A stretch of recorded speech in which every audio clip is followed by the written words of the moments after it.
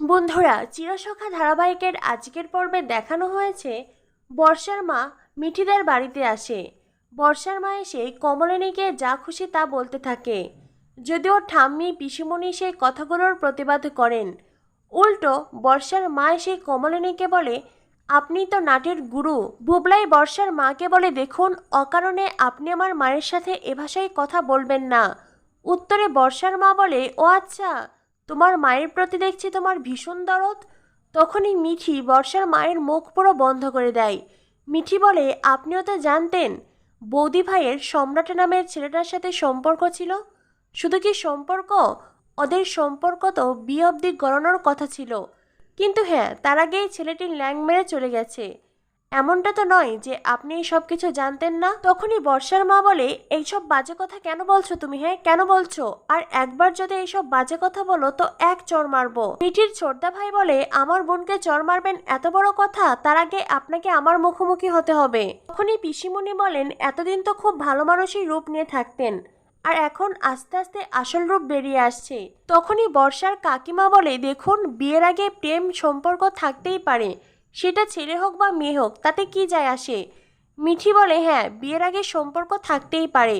বৌদি ভাই যদি বিষয়টি মেনে নিত তাহলে তো কিছুই হতো না।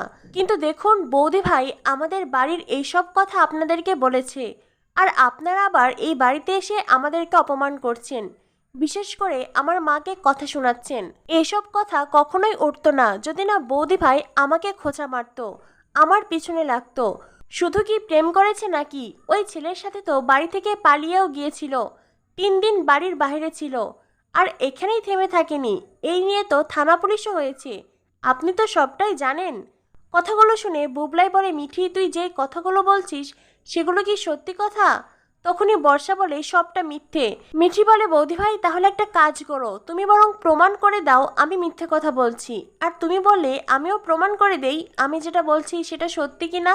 বুবলাই বলে, মিঠি, তোর কাছে কি প্রমাণ আছে আমাকে দেখা। মিঠি বলে, দাদা ভাই, তুই যদি বৌদি ভাইয়ের সাথে সংসার করিস তো এই কথাগুলো এই অবধিই থাক, আর কিছু বলার দরকার নেই। আর যদি তুই সংসার না করতে চাস তাহলে আমি সব প্রমাণ তোকে দেখাতে পারি। তখনই বর্ষা বলে, সব মিথ্যে। মিঠি প্ল্যান করেই সব কিছু করছে, নিশ্চয়ই মিথ্যে কোনো প্রমাণ সাক্ষী নিয়ে আসবে।